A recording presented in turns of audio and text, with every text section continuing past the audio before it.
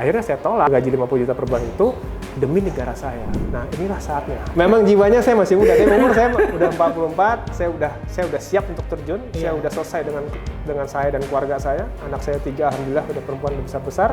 Istri saya juga udah punya usaha juga. Jadi inilah saatnya saya ingin mengabdi, Mas.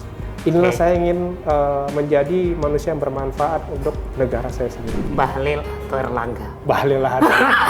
Karena ketemu baru kayaknya.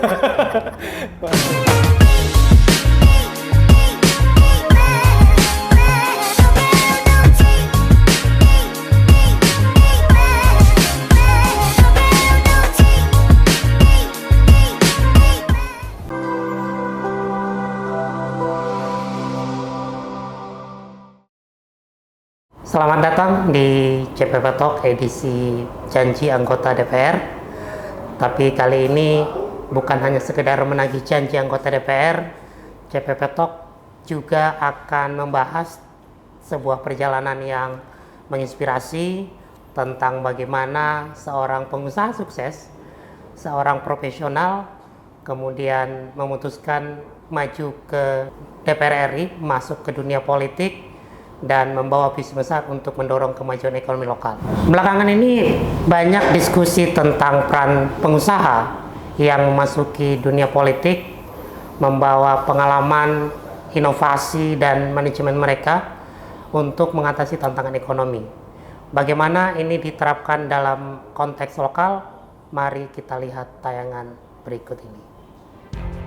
Di tengah pergeseran dinamika politik, semakin banyak pengusaha yang meninggalkan ruang rapat dan terjun ke arena pemerintahan.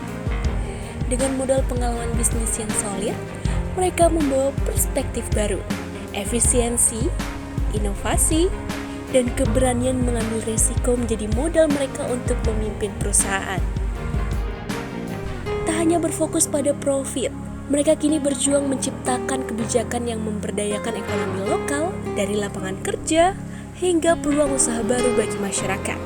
Dari bisnis ke politik, para pengusaha ini siap mengubah tantangan menjadi peluang, membawa pembangunan ekonomi lokal ke tingkat yang lebih tinggi. Mereka yang pernah memimpin bisnis, kini memimpin perubahan.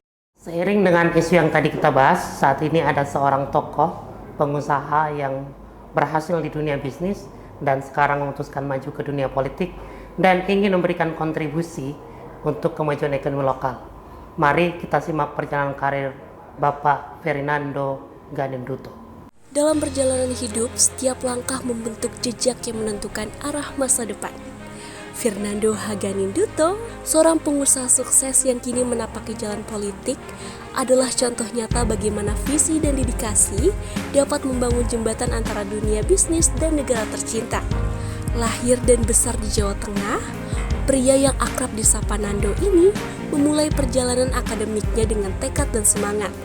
Pendidikan di bidang bisnis yang ia tempuh di negeri orang membekalinya dengan keterampilan strategis yang kemudian membawanya meraih sukses di dunia korporasi.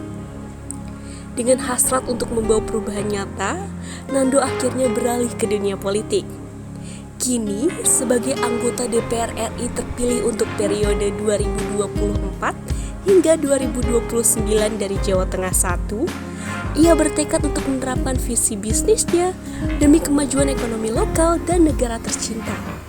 Mari kita sambut Bapak Fernando Ganinduto, anggota DPR RI terpilih periode 2024-2029, yang akan berbagi kisah dan cerita tentang perjalanan politik dan bisnisnya, serta bagaimana nanti dia akan membangkitkan ekonomi lokal.